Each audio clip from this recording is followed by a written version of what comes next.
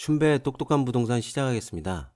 어제 우연한 기회에 밴드 톡 강의를 할 기회가 생겨가지고 그걸 했는데요. 갭 투자에 대해서 이야기를 했었어요. 이런 강의를 할 때마다 굉장히 부담스러운 것 중에 하나가 부동산 투자에 대한 어느 정도에 대한 지식이 없는 상태로 또는 부동산 투자를 긍정적으로 보지 않고 부정적으로 보시는 분도 많고 부동산에 대한 투자? 아니면 어떤 방향성? 그런 게 설정되어 있지 않는 분들이 많이 듣다 보니까 뜬구름 잡는 이야기가 되는 그런 경우가 많아요. 꼭 무슨 마술사가 마술 비밀을 이야기하는 그런 느낌이 들어서 듣고 나면 에이 별것도 아닌데 뭐 이런 식으로 이렇게 돌아가는 경우도 많이 있습니다. 투자에 대한 방향성이 설정이 되지 않다 보니까 무조건 좋은 쪽으로만 몰고 가는 경향이 있어요.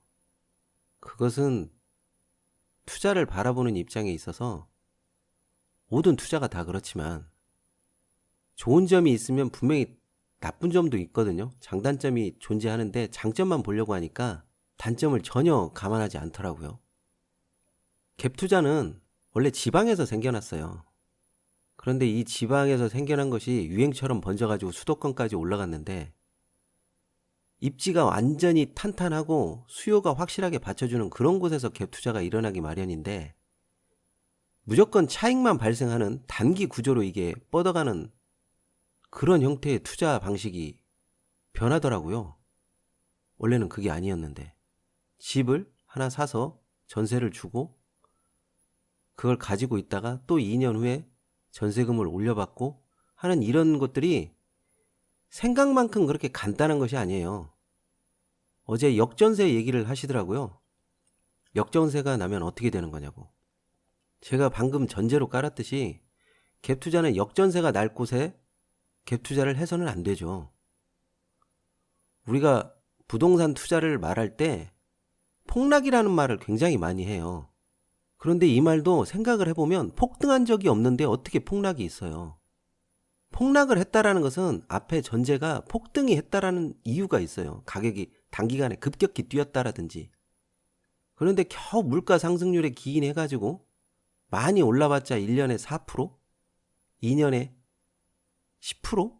이 정도 오르는 지역에 폭락이 어떻게 있을 수가 있고 폭등이 어떻게 있을 수가 있어요.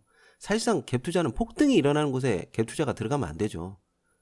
그런데 이게 이제 수도권으로 올라가면서 단기적으로 이렇게 변질이 됐어요. 무조건 시세 차익만 노리고 가는 것이 갭 투자인 것처럼. 그건 아니죠. 예전에 할머니, 할아버지들이 부동산 투자를 할 때 집을 한두 개 정도 가지고 있으면서 상황에 따라서 전세도 돌리기도 하고 상황에 따라서 월세를 돌리기도 했었어요. 왜 그러냐면 그때는 은행에다가 돈을 넣으면 이자 수요가 발생이 됐었으니까요. 근데 지금은 그렇게 되질 않아요. 그러다 보니까 무조건 시세 차익에만 몰빵을 하게 돼요. 내가 1년마다 얼마씩 시세 차익이 늘었는가만 체크하게 되거든요. 근데 옛날 분들은 그렇게 투자를 안 하셨거든요. 옛날 분이 했던 투자 방식을 제 나름대로 변형해서 고쳤다라기보다는 그거를 조금 개념을 발전시켰죠. 그렇게 해서 가는 것이 맞다라고 판단했고 그렇게 하는 것들이 좀 낫다고 보고 있거든요. 투자에 적립하려고 하는 이야기구나. 뭐 이런 것들을 좀 판별할 수 있어야 되지 않나 하는 싶은 생각이 들더라고요. 부동산은 돈으로 바꿀 수 있는 능력이 사실상 많이 떨어져요.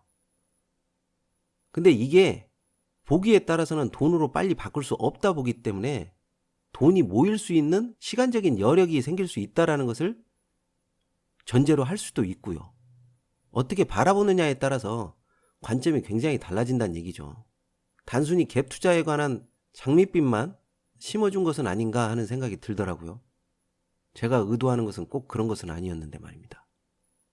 위험성은 반드시 존재합니다. 그 위험을 얼마나 줄이고 그 위험에 대한 불안감을 어떻게 떨칠 수 있는가에 대한 생각이 먼저 전제되어야지 내가 뭘 하겠다라고 하는 계획이 앞서서는 좀 힘들지 않나 하는 생각이 들어요. 많은 부분에 있어서 입지와 시세, 부동산의 안목, 이런 보이지 않는 것을 돈으로 꼽아볼 수 있는 그런 능력이 자신에게 없다면 그런 부분에 있어서 자신의 생각을 정리하고 어떤 식의 투자 방향을 설정해야 될 것인지 그게 먼저 전제돼야 된다고 저는 그렇게 생각합니다. 이 방송이 춘배의 똑똑한 부동산인데, 춘배는 저희 현미경 카페에서 제가 쭉 쓰고 있는 글의 주인공인데요. 그 글의 주인공도 많은 고심과 많은 고뇌를 합니다. 그래서 말 그대로 똑똑한 부동산을 하고 싶어하는 친구고요. 따라서 투자자는 여러 이야기는 들을 수 있지만 판단은 본인이 직접 내려야 되는 그런 상황이 늘 옵니다. 그 상황에서 무엇을 얻고 무엇을 버릴 것인가는 늘 고민이 될 수밖에 없어요. 그 고민이 먼 훗날 생각해서도 그 순간에는 그게 최선이었어 라고 자문할 수 있는, 자답을 할 수 있는 그런 똑똑한 투자자가 되기를 바랍니다. 그래서 이 방송 이름이 똑똑한 부동산이겠죠. 오늘의 춘배 생각이었습니다.